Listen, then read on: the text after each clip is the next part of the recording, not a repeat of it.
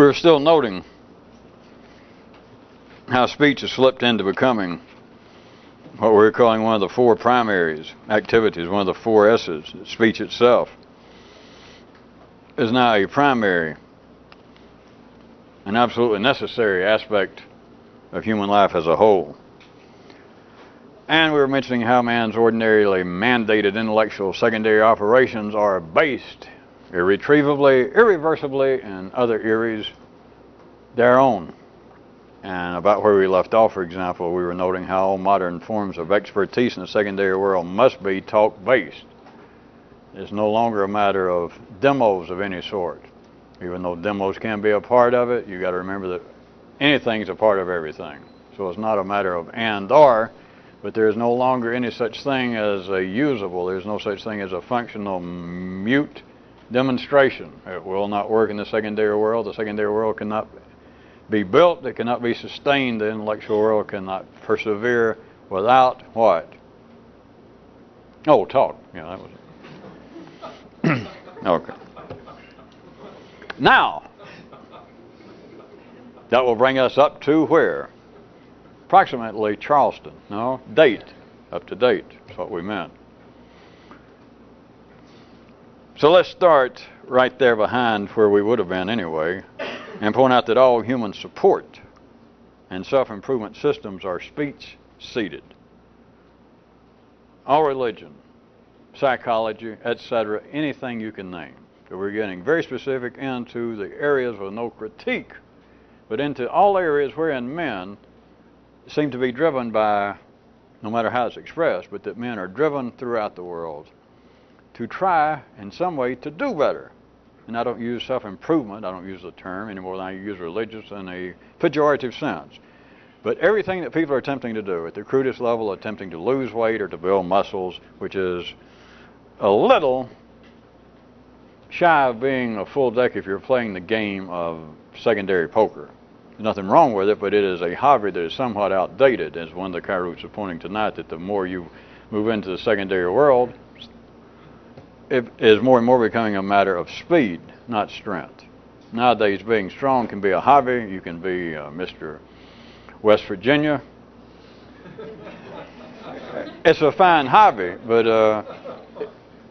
you obviously can see this. It's no longer on the basis that you might be able to take over one of the lesser tribes under Attila if he was out of town. That maybe you could whip up on his second cousin and take over one of these small tribes.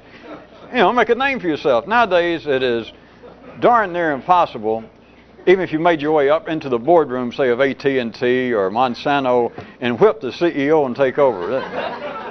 Or to go into university and say, all right, who's the head of the economics department? Come here, you silly son of a bitch, and slap him around and take over. Of course, it would sound as though we're being silly. Really? And you could say, well, you're talking about a matter of education and authority and seniority, but there's also something else. There's no way to look at it because everything's a synonym for everything else. You remember that. He remembers that. Speed is the same thing nowadays as education. Speed is the same thing as speech in a relative sense. And so speed is becoming the replacement of strength, which is another way of saying, the reason I stepped off the track there for a second, is another way of saying that speech has become an equal partner, and at times an overriding partner, to the other three primaries. At times speech overrides sex. That speech can have authority over food, over eating, etc. But at any rate, at the level that I was trying to get you to see, that in a sense, all civilized men, which is all we're really talking about, to use for examples other than when I point out the anomalies of life, but only civilized men, only the heartbeat of life, only the mainstream, only the middle of the bell curve, only the average persons, only the everyday men and women. We're only speaking of them. But no matter what they call it, be they religious or not, or be they Freudians or not, at the very heartbeat of ordinary life, at the secondary level, is the drive to improve oneself. And it comes out, as you know, in all sorts of ways. Trying to be richer, trying to move up in the social world, or what appears to be a little more specific perhaps, attempting to become more educated, to become more cultured, and to quit spitting when you're visiting the king, at least on the floor, that sort of thing. And even a little more specific, probably to many people's mind, would be the attempt to become more spiritual, more caring, more humane. It's all an attempt. It's that feeling, that itch, that I should be in some way doing better. It's the itch of being alive. But what I want you to see very specifically, although in the past your nervous systems and nervous systems of humanity as a whole have normally referred to it as religion in all its many forms, and metaphysics and all of that. And it's simply a continuum into today that the easiest way to call religion today is psychology. All of the soft arts, psychology and philosophy, and that sociology. Well, let's say psychology. Just note the obvious in a certain way that even ordinary intelligence could not deny, but it would, go, so what? Is that it is all speech-based.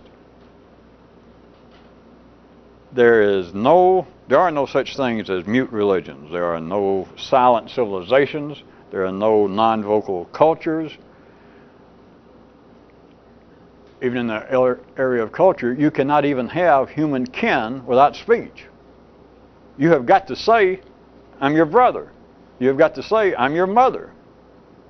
Or you would have no more relationship, if you follow right quick, than dogs would. Chimps would. There are no such things across the whole spectrum of starting at the beginning, if you're going to take the cartoon idea of the progress of human life from cavemen. Men begin to talk and they become more civilized and they stay around together and they become gatherers and they become agriculturalists. They do all these things, they develop arts, and they develop religion. Across all of this, none of this would happen without speech. Now you could have taken another view, I could just stand here and do it, and I sort of built this up in times past, almost doing it, and make it sound as though, well, speech is sort of an offshoot of this, or speech is kind of a byproduct. And I began to try and get you to hint that, well, it's not just a byproduct, it was almost, a midwife. It's almost some kind of parallel reality, because it's not just that, as you could proclaim, that once man began to, for instance, all kinds of possibilities, but once man quit being a hunter, once man became less of a total circuit rider, that once man began to settle, he had time to talk.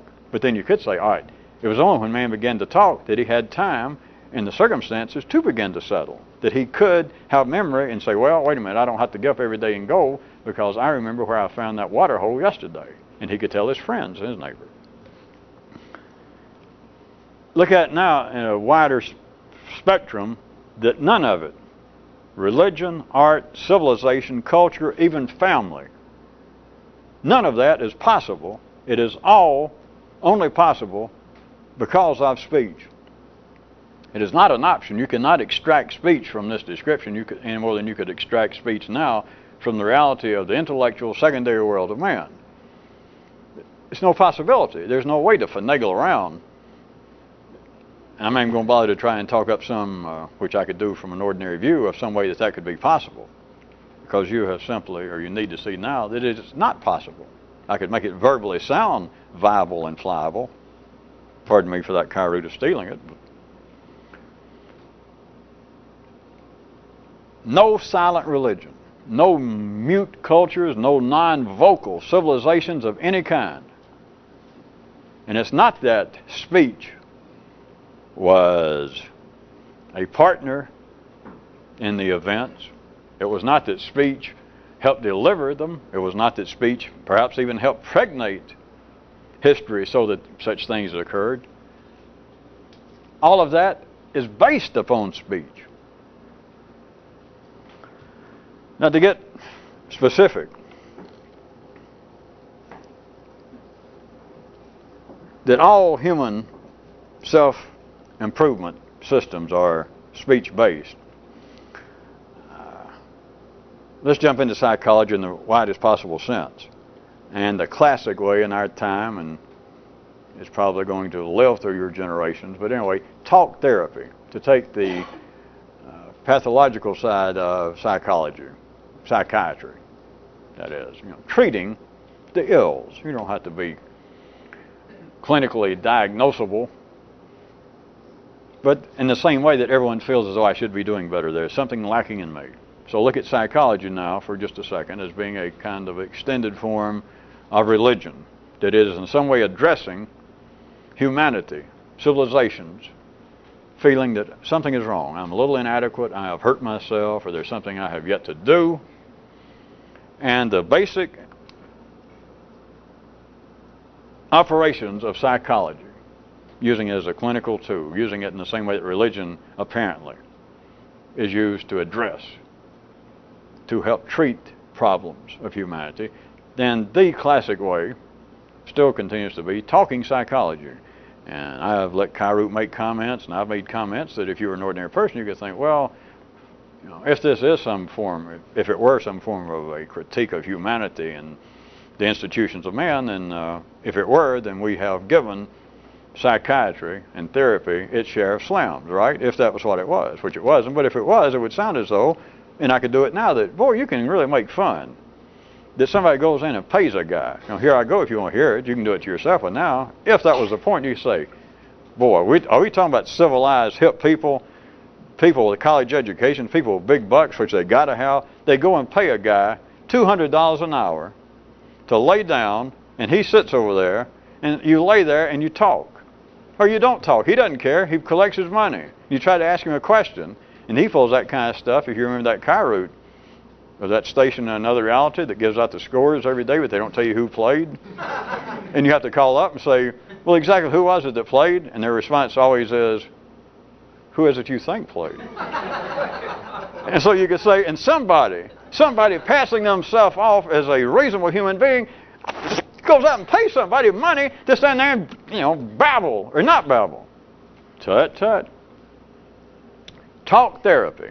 You know what I mean by that now. It's a classic Freudian sense, but, and I assume all of you have got to be reasonably well read enough to know that that, in a sense, is nothing new.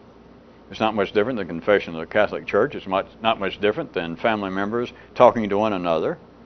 You know, that my heart's been broken. And the cave mother said, what the hell's a heart? Well, at any rate, it's talk therapy. It is simply friends talking to one another, or somebody going to visit the village wise man, the old chief, and saying, you know, something's happened.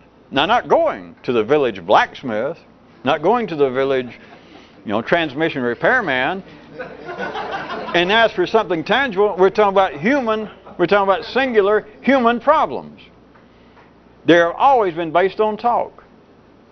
I mean, if you're going to take it from religion, if you want to go back or sideways to religion, as I point out, there is no such thing as a mute religion.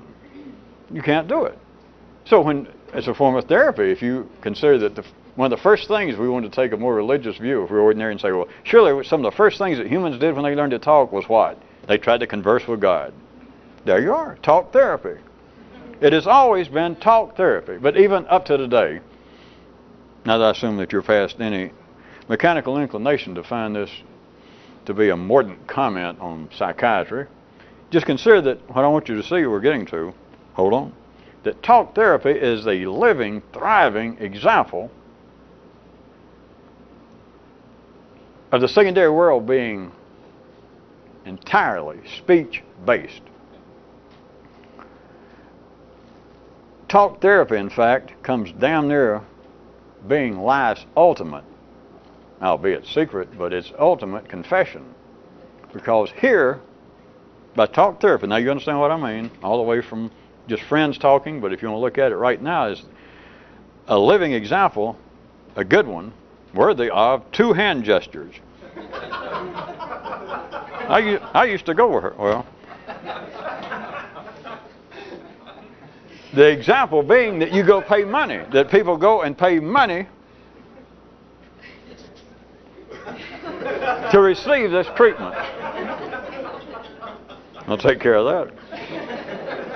Hey, I used to go with her. Well,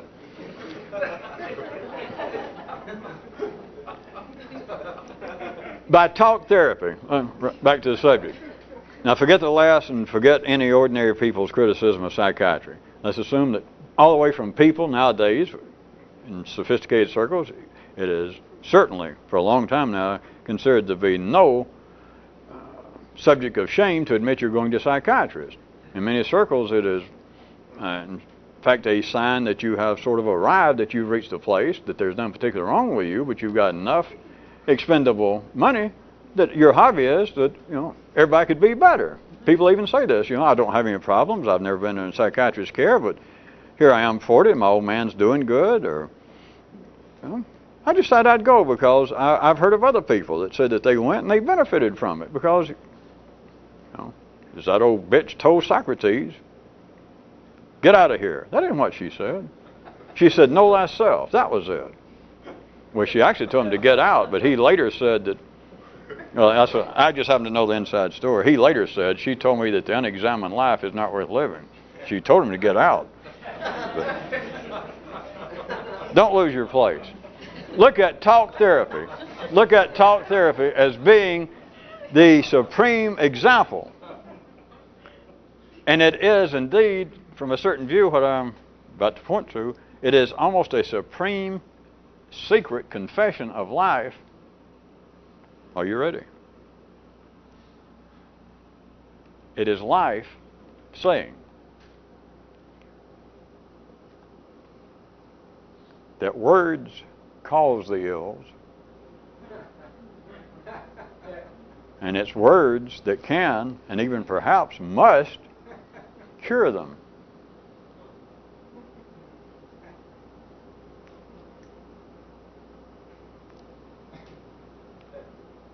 Do let me trust that I didn't get you distracted and laughing enough to miss. See, because I set it up, I wanted you to see, because everybody can, and ordinary people, as I said, if they'd heard some of this, could have thought that we had attacked psychiatry. But take psychiatry, talking therapy in all of its forms, but you're going to use psychiatry as the modern example. You can make it sound ridiculous from a certain view. But then from another view, you've got to see that it is now an intricate part of civilized secondary life. It is in fact a sort of an avant-garde benchmark. The more civilized you are, if you're not in therapy, at least you approve of it. You have no question about it. You do not find it to be funny. You don't find it to be questionable. You're glad it's there. But think what life is saying. Now, we're not talking about, which is a whole other area, and real juicy at that, but we're not talking about, from ordinary view right quick, tangible brain damage. That sort of thing. We're talking about people, just ordinary people, quite civilized. People with more money than you and me.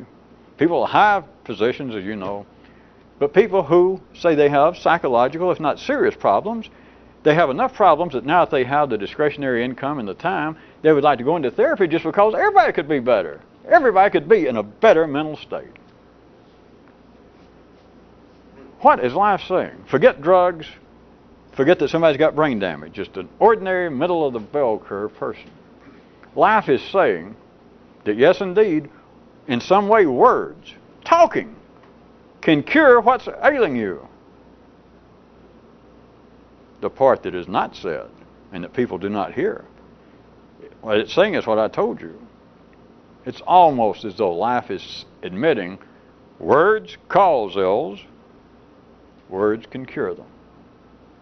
Or even parenthetically, which I don't guess we'll go into, but the statement that was originally, if you were listening, it's almost as though life is saying words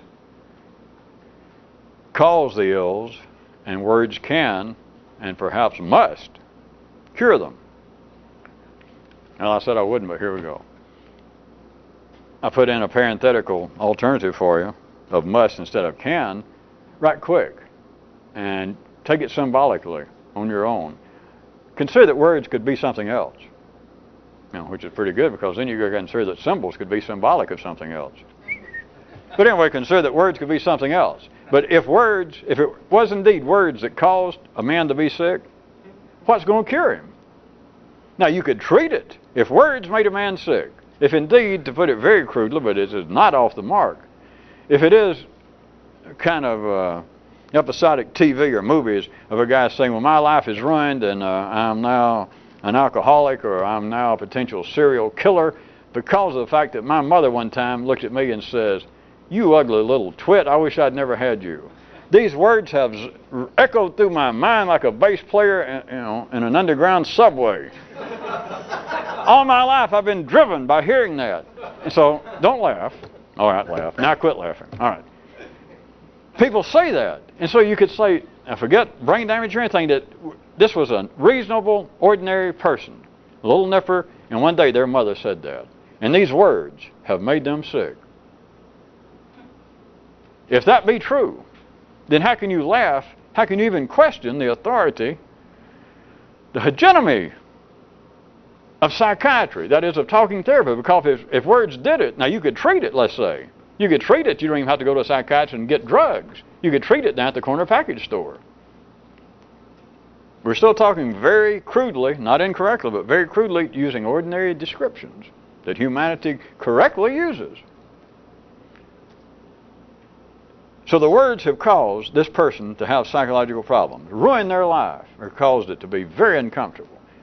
Now they can apparently treat it through drugs, through changing the brain chemistry itself, through alcohol without a prescription. Just go and drink. But notice it's not a cure. No offense to alcohol, but it's not a cure. I could name all kinds of other things. Religion's not a cure, nothing's a cure. You understand that. But at any rate, it is not a cure. And even a reasonable person, when they were sober, let's say they used alcohol or drugs, recreational drugs, brain chemistry drugs. That's what we mean. That let's assume that instead of them going to psychiatrists, that they attempt to treat themselves. That they say, I'm still driven almost batty. My life is ruined because I still hear my mother's words. After 40 years, I can still hear what she said to me. And so I drink. I take drugs.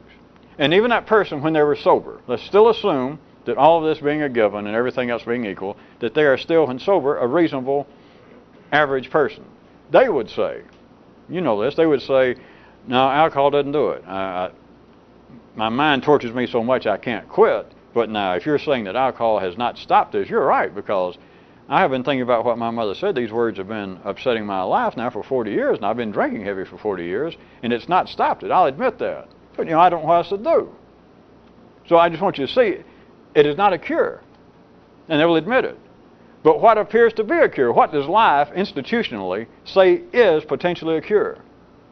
Talking therapy.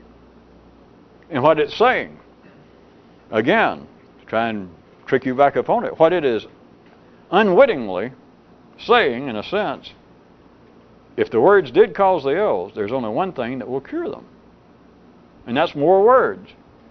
Everything else is a treatment. Everything else is inefficient. Everything else is temporary. Thus, the blind, and I don't mean that in a negative sense, but thus the blanket acceptance, even if it doesn't work in a particular case, or even if the person says, I am not yet cured, but I still believe that my salvation somewhere lies here in talk therapy. Nowadays, the more civilized you are, they would say specifically in psychiatry. And if still on that same spectrum, on that same train, is religion. I don't know why. I've been trying to live a faithful life as a whatever, a Muslim or Jew or Christian, whatever. I've been following this religion. I go to confession. I go to temple. I do the rituals.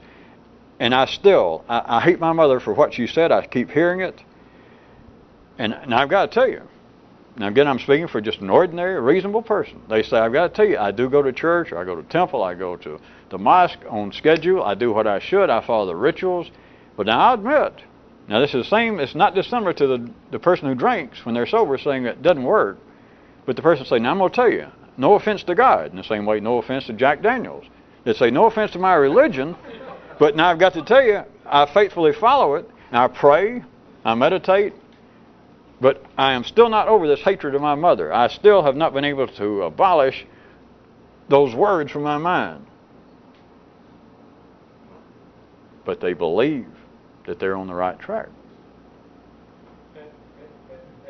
The point being, is what I was saying, some of you looked a little blank, that it is accepted no matter what it's called. It is accepted throughout the body of man now that talk therapy is the answer to emotional, intellectual problems, all the various things they say. Everything this side of actual brain damage, everything this side of a broken femur, a clavicle gone awry, anything other than what a orthopedic man could not put back together. Anything else, talk has got to be the therapy. And they've been saying that in certain ways for 5,000 years, and they're saying it today, and it seems to be at the forefront, psychology or talk therapy. But notice what they're saying. It's what some of you are still, maybe I got it too convoluted. Oh, no, surely you didn't. You're right, I didn't. Life is saying, if words cause the problems, it's got to be words that cure them. Now, I'm not saying that is a usable prescription, but that is what it's saying. That is what it is making men say. It is what it is making men believe. It is the way it's making men act to seek talking therapy. If you don't go to a psychiatrist, what do you do with your problems? Well, if nothing else, you talk to a close friend. Well, what if you don't talk to a close friend? Well, at the very least, you talk to your family. What if you don't talk to your family? Boy, have we gotten down to that non-stick latex and paint ourselves in the corner? Not hardly, Charlie.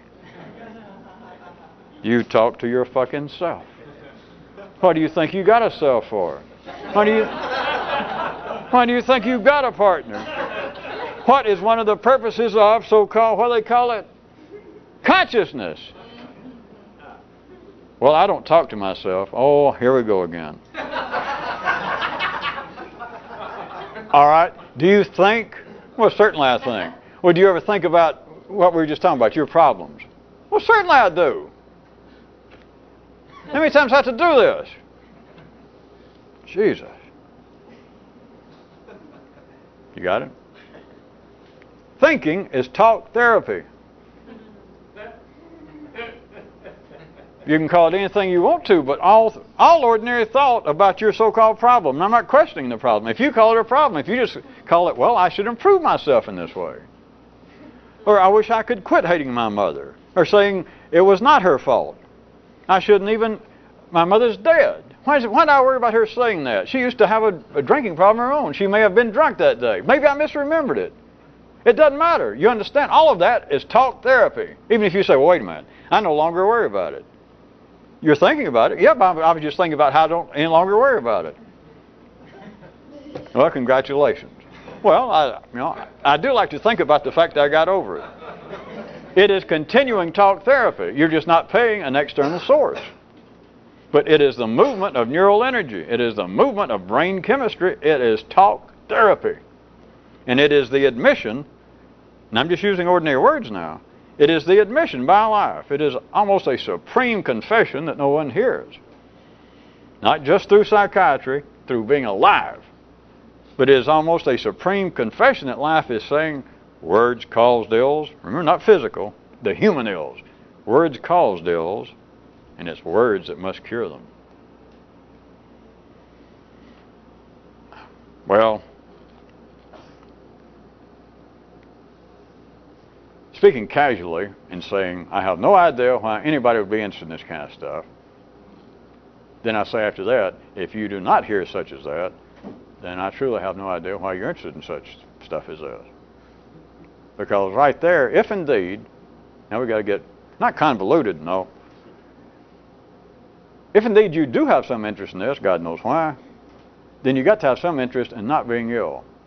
Whatever that is, okay. Then you didn't hear the last part. I don't know, I'll have to think about it. You're still in therapy. Yeah, no, I'm going to think about it. I'm going to make a note and I'm going to think. I believe I heard, well, I'm going to think about it. I'll let you know. You don't let me know. Tell your psychiatrist. I don't have a psychiatrist. Here we go again. Oh, that's right. You're the guy that don't talk to yourself. Yeah.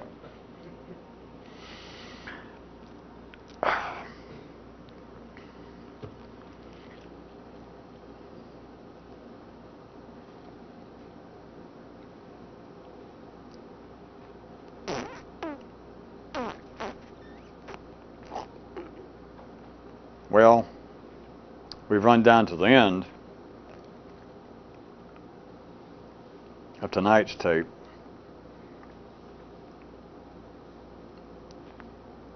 But let me tell you, try one more. We went this far. This admission, assuming you hear, and it is valid for those that are interested in this sort of thing, that all forms of talk therapy, and that is every form of religion, that is every form of psychiatry. It is all forms of being civilized. Because if you are civilized, then you are, as they call it, conscious. That is, your nervous system, the brain stem itself, is activated to the point that you are what? Verbal. You're an ordinary person, and if you are, you're in therapy. Unless you're a revolutionist, unless you're already over the hill. If you're alive, you're in therapy, because you are talking to yourself. You can look at in here, as you should be able to, you can look at out there, and it does not have to be psychiatry. You can still be involved with religion, or that part of your city consciousness, but every form of it, you have got to engage in speech. You cannot worship a God of any kind without talking. It's not possible. You cannot worship, you cannot say, well, I am not such an old fogey as to be religious. I worship humanity at its highest level. I worship the arts. I attempt to pay spiritual homage to our greatest cultural heights, and etc. You cannot do any of it without speech. It is a form of therapy. It is also, when I say it was a confession, it is also, in essence, another admission by life. By saying, in a sense, by letting man talk, by having man produce a secondary intellectually based world, the secondary world as we call it, it is telling man, because that world is not satisfactory. You understand? Because remember, the secondary world is based on uncertainty.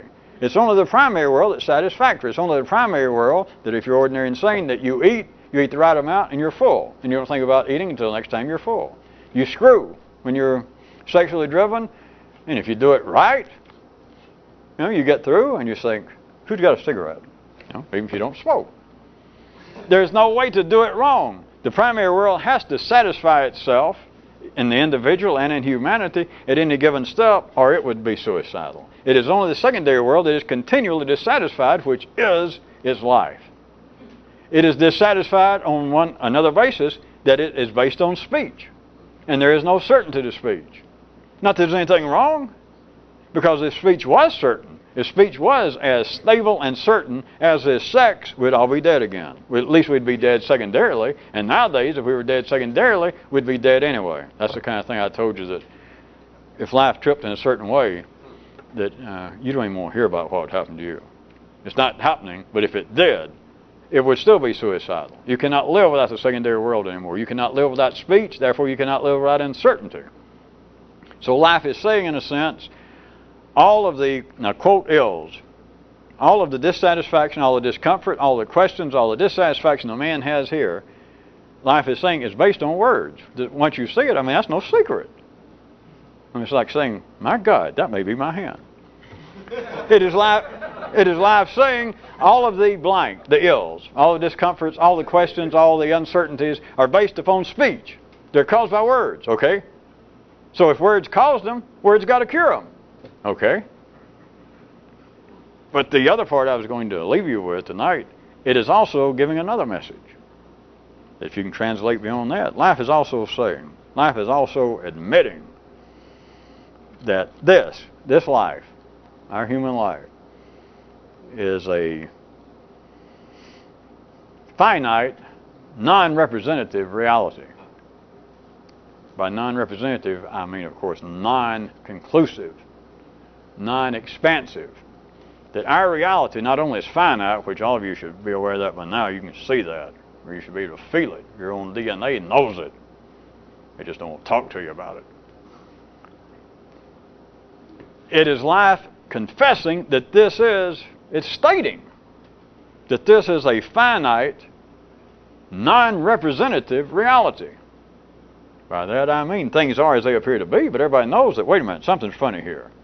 Everybody knows that. Fill it in, they know, wait a minute, something curious. It is non-representative. It is, in a sense, three-dimensional shadows of at least a 5D reality that some of you should be able to see. It is non-representative. This is not an all-inclusive statement. This is not the final word. Hence religion again, hence dreams, hence fears. But this is not, and it's life admitting it. It is life stating this is a finite, non-conclusive, a non-representative reality.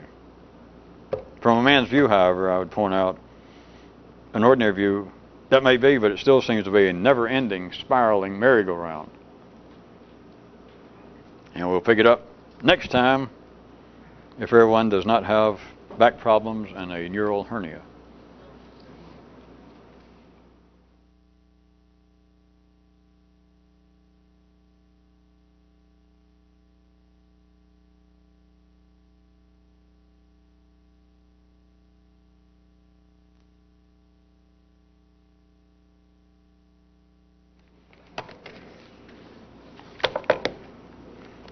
We're still rolling?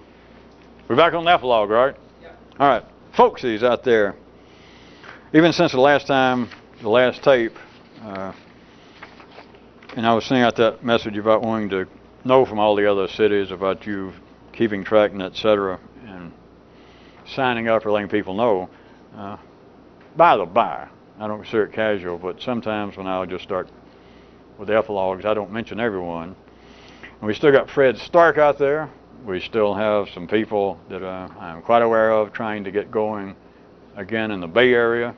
You guys, I have not forgotten you, and there are even some more people that I will not name that I know sort of squirrel away, that get tapes out in California, people here and there hiding out in the woods or wherever you are now.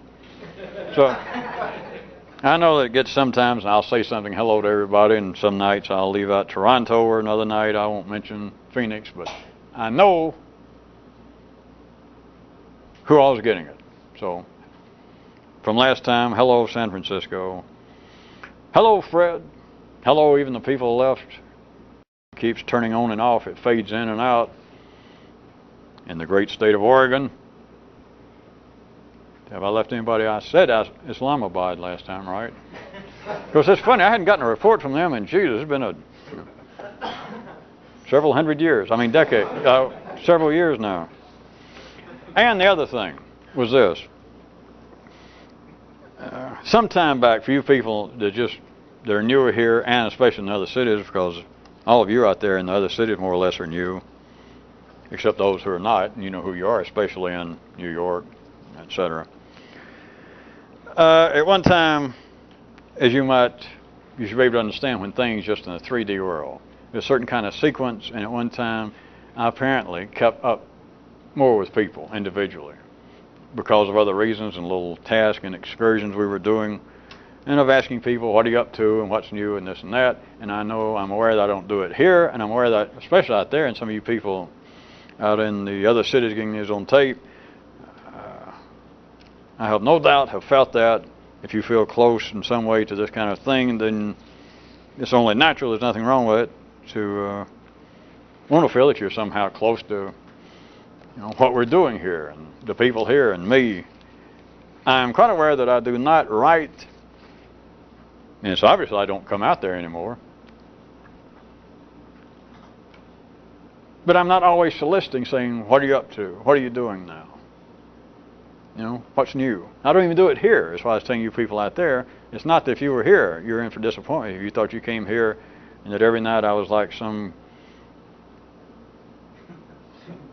was trying to think of some new age version of Pat O'Brien playing Father Flanagan, saying, what are you up to now? How's your painting going? How's the novel coming along?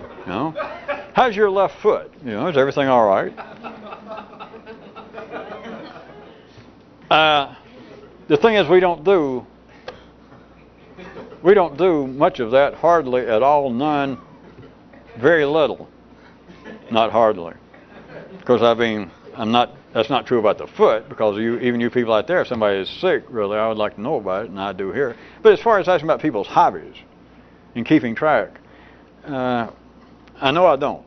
And I know some of you in here, I would not be at all surprised if your own psychiatrist didn't tell you, your own brain at some time, he used to always be asking me if I was still working on my symphony. He hadn't mentioned it in years.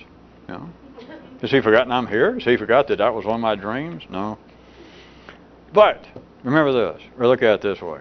One reason, besides the movement of time, and besides there being more people here, and it not being able to work with people in other cities in the same way, more than that, those who have been here long enough that had the first part of me keeping track and asking more and more of, what are you up to, or what do you think, how do you feel about what's going on. Let's look at that they are the templates for all of this. And those who have been around here long enough, it's reached a point now that I specifically don't do it.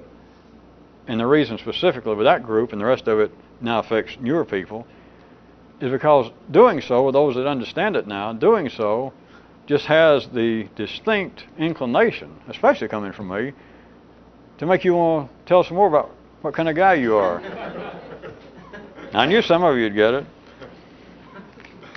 In fact, every now and then, if you want real inside, every now and then I sort of do a test on some of you that I know can stand it.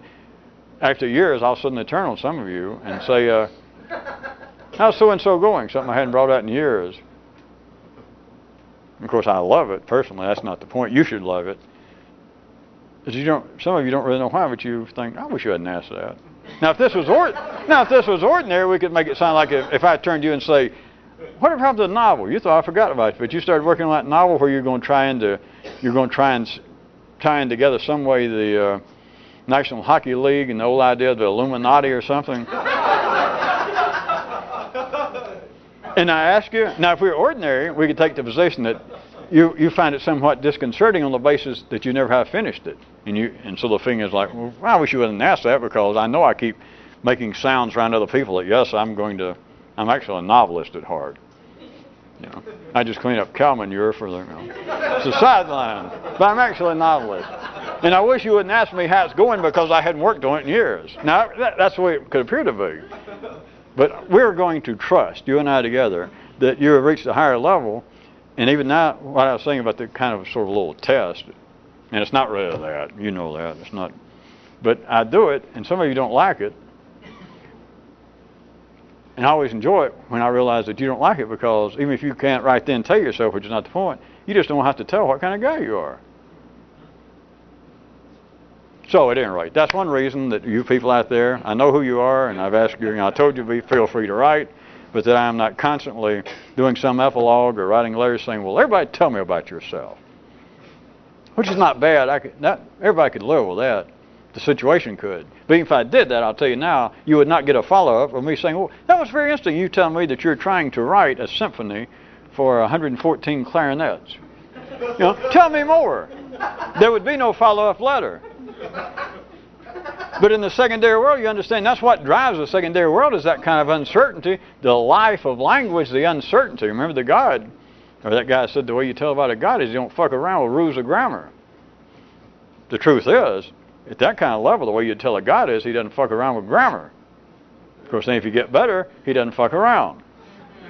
Then if he gets better, he fucks around so little with words that he'd never even say, hey, I don't fuck around with words. See?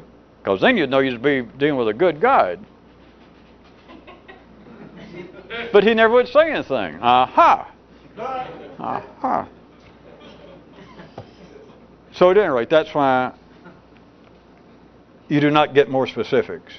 Inquiries about, well, tell me about yourself. Exactly what's going on. If you're dying, if you're hurt, I'd like to know. But it's the secondary world. Now, rather than hand gestures and you taking this as being some kind of sermon from me, which you by now surely know it's not, consider it this way. That's what you should be doing to you. If you're writing a novel, write a novel. If you're doing a symphony.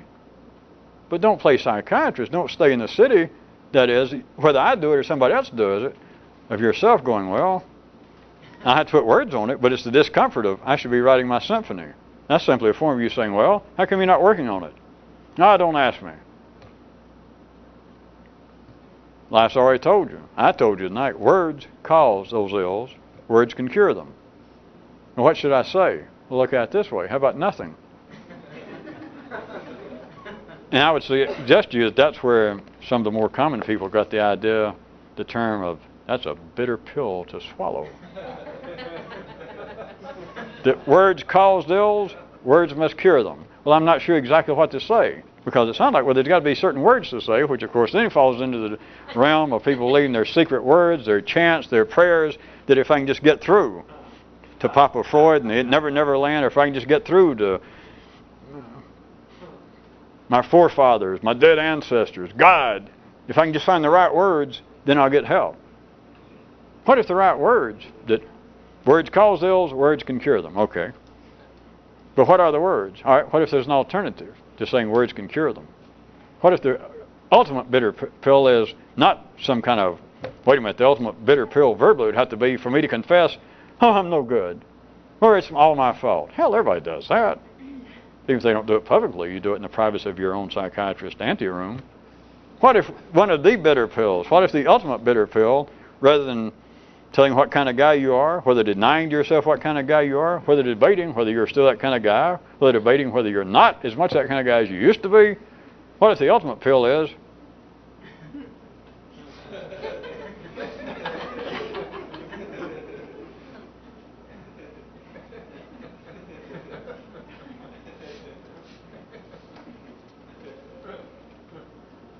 even in the city, is that not considered, at least by Hollywood standards, which they reflected it from reality in the city, is that not the archetypical, truly trustworthy, truly enlightened psychiatrist?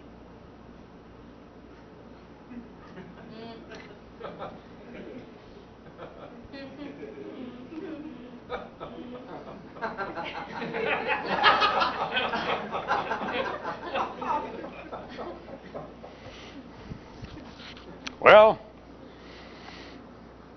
I guess that's enough of an epilogue. We still got Jesus. It's an hour epilogue. St. Quantum's Day is coming sometime, all you people, in New York, Philadelphia, Islamabad, Sofia, Stuttgart, Philadelphia, Toronto, Phoenix. Fred Stark. I keep naming Fred Stark like he's a town or a state now. Well, see, for what? Never mind. Fred Stark, whoever's left off and on in the great state of Oregon, Phoenix, Los Angeles, those now striving in the vineyards, as it were, of the Bay Area. And those others living in the wilds of California, and you know who you are. All of you, if you come down for St. Quantum's Day, it gets mighty tiring to have to get drunk for all these people here. You could come down and help share the load. Bye.